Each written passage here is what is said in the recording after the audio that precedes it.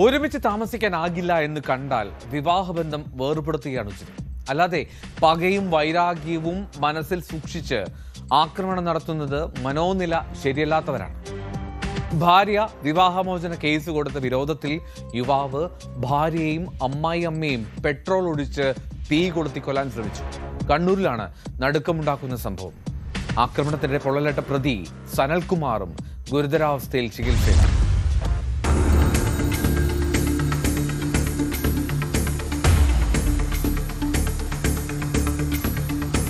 വിവാഹമോചന കേസ് കൊടുത്ത വിരോധത്തിലാണ് സനൽകുമാർ ഭാര്യയെയും അമ്മായിയമ്മയെയും പെട്രോൾ ഒഴിച്ച് തീ കൊളുത്തി കൊല്ലാൻ ശ്രമിച്ചത്.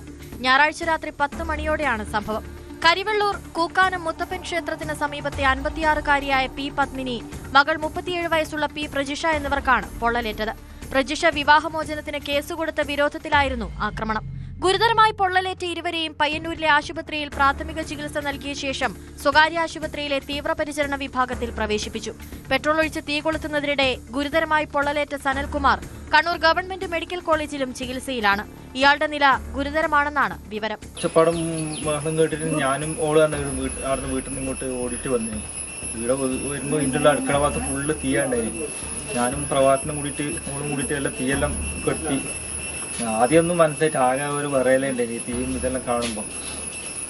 എന്നിട്ട് ഇവനെനിക്ക് നേരെ ഇങ്ങോട്ട് ഓടി. ഈ പെണ്ണിൻ്റെ ഭർത്താവ് കടന്ന് പെട്രോളും കൊണ്ട് ഇവരുടെ മേക്കും പെട്രോൾ വെച്ച് തീ കൊളുത്തിട്ട് അങ്ങനെ സംഭവിച്ചിനി.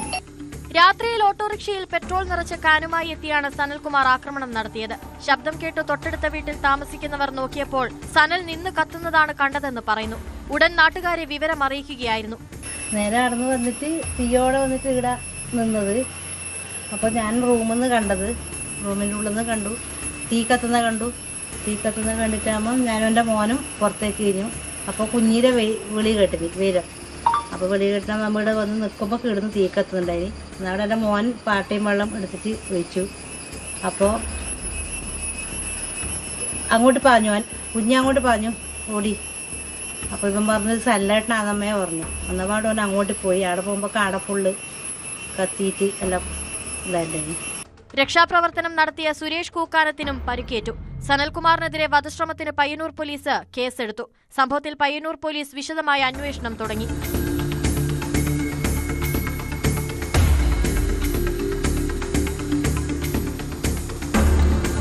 ന്യൂസ് 18 കണ്ണൂർ.